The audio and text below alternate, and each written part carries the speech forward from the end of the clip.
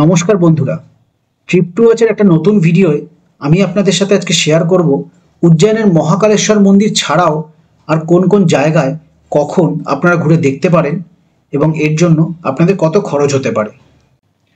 মহাকালেশ্বর জ্যোতির্লিঙ্গ এবং ওমকারেশ্বর জ্যোতির্লিঙ্গর সমস্ত তথ্য এর আগের এপিসোডে আমি আপনাদের সাথে শেয়ার করেছি।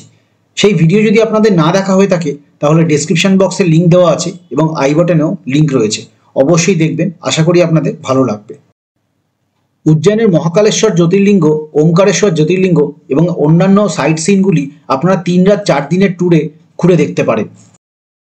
উজ্জয়ন ঘুরতে এলে আপনারা অবশ্যই 1 নম্বর গেটের কাছে কোনো হোটেল অথবা গেস্ট হাউসে চেক ইন করবেন, তাতে আপনাদের ঘোরার খরচা এবং সময় দুটোই কম লাগবে। মহাকালেশ্বর মন্দির থেকে হাঁটা পথে রয়েছে উজ্জয়নের হরসিদ্ধি মাতার মন্দির। এই মন্দিরে অবন্তিকাপুরের রাজা বিক্রমাদিত্য মা হরসিদ্ধির আরাধনা করেছিলেন।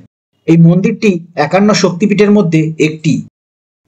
মহাকালেশ্বর জ্যোতির্লিঙ্গ থেকে মাত্র 500 মিটার দূরত্বে রয়েছে এই হরসিদ্ধি মাতার মন্দির। মন্দিরে প্রবেশ করতেই দেখতে পাওয়া যায় 51 শক্তিপীঠের নাম, স্থান এবং ছবির তালিকা। অবন্তিকাপুরের রাজা বিক্রমাদিত্য প্রতিদিন হরসিদ্ধি মায়ের মন্দিরে এসে আরাধনা করতেন।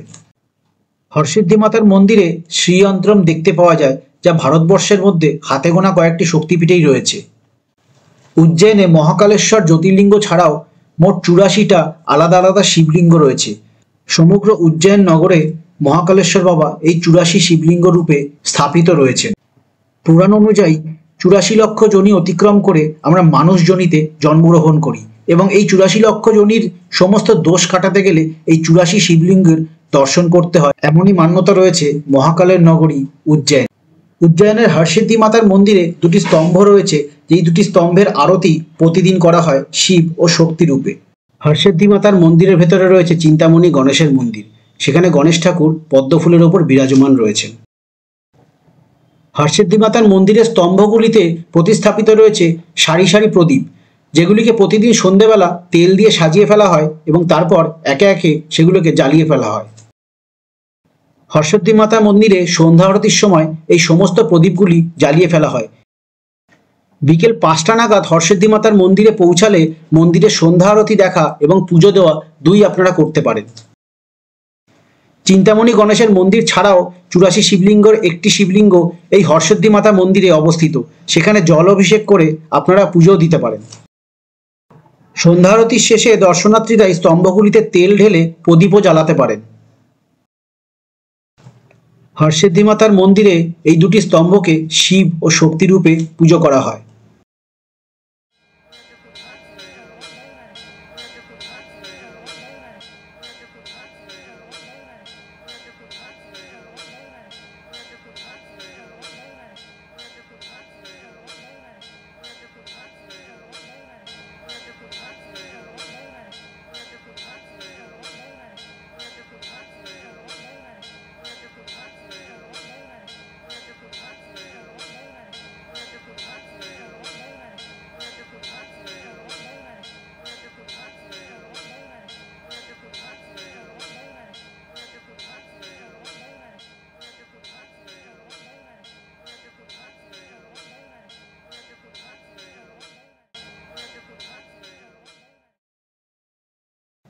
হরসিদ্ধি মাতা মন্দির থেকে পায়ে হাঁটা দূরত্বেই রয়েছে রামঘাট।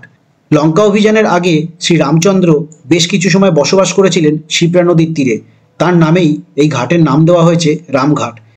হরিদ্বার এবং বেনারসের মতো এই রামঘাটেও সন্ধ্যা আরতি হয়ে থাকে।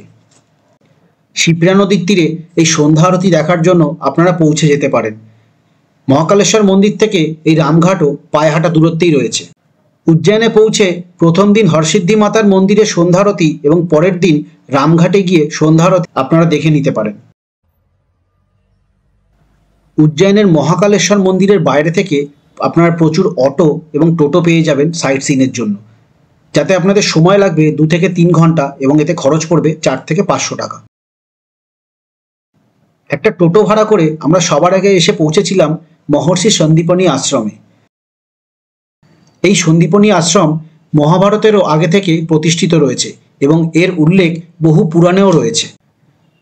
এই সন্দীপনী আশ্রমে শ্রীকৃষ্ণ, বলরাম এবং সুদামা 64 শিল্পকলার শিক্ষা নিয়েছিলেন। এই আশ্রমেই শ্রীকৃষ্ণ জগৎগুরুর উপাধি পেয়েছিলেন। মহর্ষি সন্দীপনী আশ্রমে এখনো শিলাস্থল রয়েছে, যার উপরে বসে শ্রীকৃষ্ণ দৈনন্দিন অনুশীলন করতেন। মহর্ষি সন্দীপনী আশ্রমে কুণ্ডেশ্বর মহাদেবেরও শিবলিঙ্গ দেখতে পাওয়া যায়, যা 84 শিবলিঙ্গের মধ্যে একটি শিবলিঙ্গ। এছাড়াও এই মন্দিরের ভেতর বামনদেব, নারায়ণ ও বালাজির বহু প্রাচীন মূর্তি রয়েছে এবং মন্দিরের বাইরে রয়েছে দাঁড়িয়ে থাকা নন্দীদেবের প্রাচীন মূর্তি।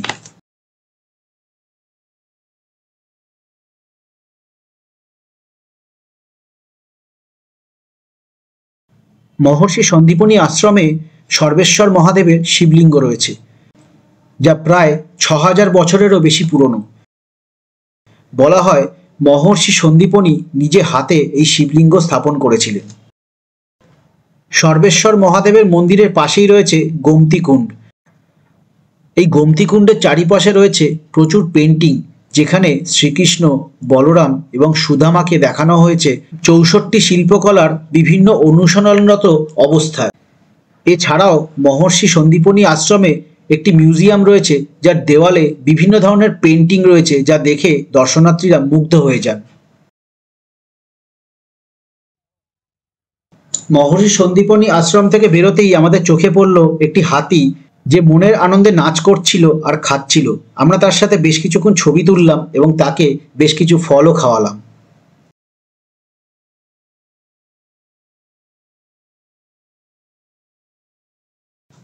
মহর্ষি সন্দীপনী আশ্রম থেকে রওনা হয়ে আমরা এগিয়ে চললাম আমাদের পরবর্তী গন্তব্যস্থলের দিকে, যা ছিল মঙ্গল মন্দির। সারা পৃথিবীর মধ্যে একমাত্র মন্দির যেখানে কালসর্পদোষ এবং মাঙ্গলিক দোষ কাটানো হয়। সারা পৃথিবীর মধ্যে মঙ্গল গ্রহের এটি একমাত্র মন্দির এবং এই মন্দিরটি গড়ে উঠেছে শিপ্রা নদীর তীরে। উজ্জয়নের এই মঙ্গলনাথ মন্দির কর্কট রেখার মাঝামাঝি জায়গায় অবস্থিত এবং এটি মঙ্গল গ্রহের উৎপত্তি স্থল। উজ্জয়নের এই মঙ্গলনাথ মন্দিরে প্রত্যেক মঙ্গলবার দই ভাত দিয়ে পুজো করা হয় মঙ্গলদেবকে। বিবাহিত এবং অবিবাহিত জীবনে পুরুষ ও মহিলাদের কালসর্পদোষ এবং মাঙ্গলিক দোষ প্রত্যেক মঙ্গলবার করে এখানে কাটানো হয়। বৈবাহিক জীবনে শান্তি, দেনা পাওনা থেকে মুক্তি এবং জমি সংক্রান্ত সমস্ত অসুবিধার থেকে নিবারণের জন্য এই মঙ্গলনাথ মন্দিরে মাঙ্গলিক দোষের পুজো করানো হয়। এই মঙ্গলনাথ মন্দিরে মা ভুবনেশ্বরীরও পুজো করা হয়। পুরাণ অনুযায়ী এই মঙ্গলনাথ মন্দিরই মঙ্গল গ্রহের উৎপত্তি স্থল এবং মঙ্গলনাথ মন্দিরে মহাদেব বিরাজমান আছেন এক শিবলিঙ্গ রূপে। এই মঙ্গলনাথ মন্দিরের গর্ভগৃহের বাইরে নন্দীর জায়গায় রয়েছে একটি ভেড়া, কারণ মঙ্গল গ্রহের বাহন ভেড়া। তাই মঙ্গলনাথ শিবলিঙ্গের বাহন হিসাবে এই ভেড়াটিকেই পুজো করা হয়। মাঙ্গলিক দোষ এবং কালসর্পদোষ কাটানোর জন্য এই মঙ্গলনাথ মন্দিরে নবগ্রহেরও পুজো করা হয়। মঙ্গলনাথ মন্দিরে মাঙ্গলিক দোষ এবং কালসর্পদোষ কাটানোর পুজোর খরচ 1100 টাকার থেকে 11,000 টাকা অবধি হয়ে থাকে। এই পুজো প্রত্যেক মঙ্গলবার হয় এবং এর জন্য অগ্রিম বুকিংও করতে হয়।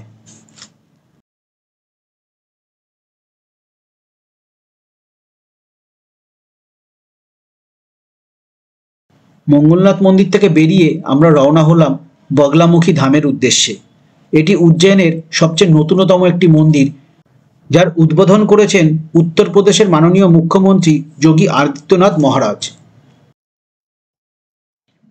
মাত্র কয়েক মাস আগে উদ্বোধন করা এই মন্দির সম্বন্ধে উজ্জয়নের খুব কম লোকই জানেন, তাই এখানে ভিড় একদমই ছিল না।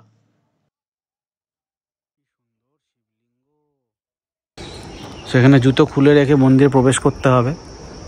আর মন্দিরের দরজার দুপাশে এরকম দুটো সিংহ রয়েছে, আর ওপরে শিব পার্বতী রয়েছেন, গণেশজি রয়েছেন।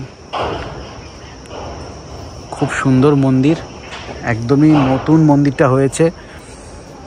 উত্তরপ্রদেশের মাননীয় মুখ্যমন্ত্রী যোগী আদিত্যনাথজি মন্দিরের উদ্বোধন করেছেন। সব জায়গায় ওনার ছবি লাগানো রয়েছে। খুব সুন্দর।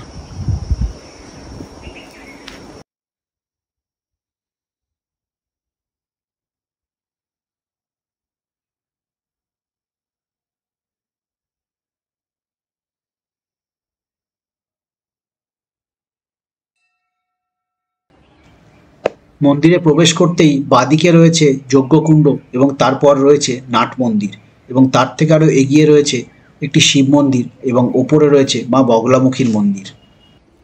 মন্দিরের ভেতরে একটা স্ফটিক শিবলিঙ্গ আছে, স্ফটিক শিবলিঙ্গ একদম সাদা, খুব সুন্দর।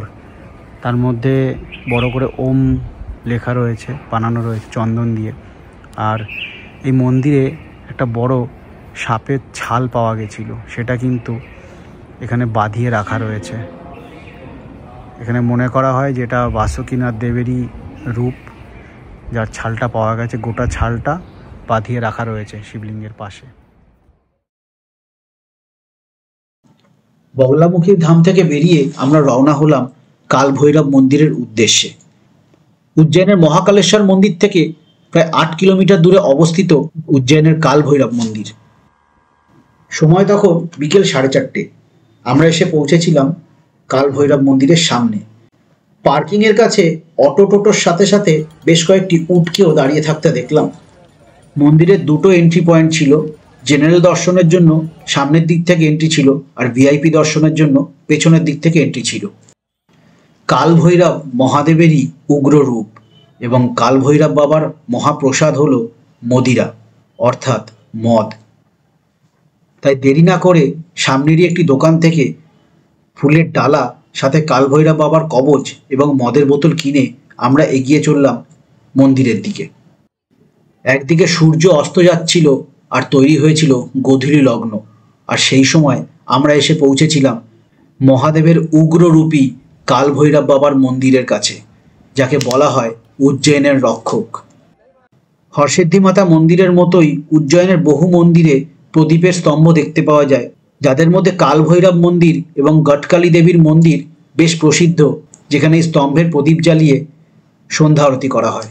মহাদেবের উগ্ররূপী কাল ভৈরব বাবার বাহন হিসাবে মন্দিরের বাইরে বিরাজমান রয়েছে কালো কুকুর। কাল ভৈরব মন্দিরে প্লেটে করে বাবার মুখে মদিরা দিলে বাবা তা পান করেন। আমাদের সৌভাগ্য হয়েছিল বাবাকে ভোগ প্রসাদ পান করানোর।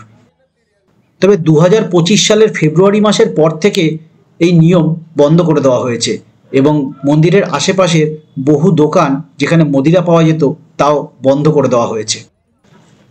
কাল ভৈরব মন্দিরে পুজো দেওয়ার পর এবং বাবার দর্শন করার পর আমরা এগিয়ে চললাম আমাদের পরের গন্তব্যস্থল গটকালিকা মন্দিরের দিকে। উজ্জয়িনের গট নামক জায়গায় এই কালী মন্দির হওয়ায় এর নাম গটকালিকা মন্দির হয়েছে। গটকালিকা মন্দিরের উল্লেখ বহু পুরাণেও পাওয়া যায়, যেখানে মহাভারতের সময়ও এই মন্দিরের উল্লেখ রয়েছে।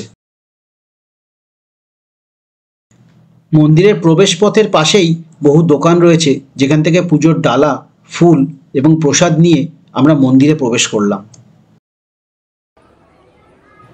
মন্দিরের ভেতরে ছেলেদের এবং মেয়েদের পুজো দেওয়ার লাইন আলাদা রয়েছে, যে লাইনে দাঁড়িয়ে দর্শনার্থীরা মায়ের দর্শন করতে পারে এবং পুজো দিতে পারে। মায়ের প্রতিমার উল্টো দিকে একটি বড় কাঁচ লাগানো রয়েছে, যার মাধ্যমেও মায়ের দর্শন করা সম্ভব। গটকালিকা মন্দিরে মায়ের 3 রূপে পুজো করা হয়: মা সরস্বতী রূপে, মা লক্ষ্মী রূপে এবং মা কালী রূপে।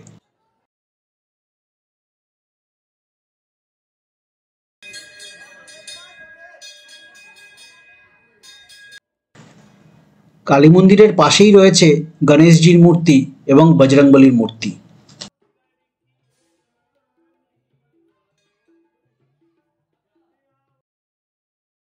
মহাকালেশ্বর জ্যোতির্লিঙ্গের পাশেই রয়েছে বাস স্ট্যান্ড, যেখান থেকে ওমকারেশ্বরের জন্য বাস পাওয়া যায়, যেই বাসে করে সকালে রওনা হয়ে বিকেলের মধ্যে জ্যোতির্লিঙ্গের দর্শন করে এবং পুজো করে ফেরত আসা যায় উজ্জয়িনে। উজ্জয়িন থেকে ওমকারেশ্বর বাসের খরচ পড়ে 150 থেকে 200 টাকা জনপ্রতি। এছাড়াও উজ্জয়িনের মহাকালেশ্বর মন্দিরের 4 নম্বর গেটের কাছে রয়েছে বড়ে গণেশজির মূর্তি। উজ্জয়িনের 3 রাত 4 দিনের ট্যুর প্যাকেজ সম্বন্ধে বিস্তারিত তথ্য আমি এই ভিডিও আপনাদের সাথে শেয়ার করলাম। আশা করছি ভিডিওটা আপনাদের ভালো লেগেছে। যদি ভালো লেগে থাকে ভিডিওটা অবশ্যই লাইক করবেন, আর যদি আমার চ্যানেলে আপনারা নতুন এসে থাকেন তাহলে আমার চ্যানেলটি সাবস্ক্রাইব করতে ভুলবেন না। আপনাদের সাথে খুব শিগগিরই দেখা হবে একটি নতুন ভিডিওতে, একটি নতুন ভ্রমণ কাহিনীর সাথে। ততক্ষণ দেখতে থাকুন ট্রিপ টু ওয়াচ আর সঙ্গে থাকুন।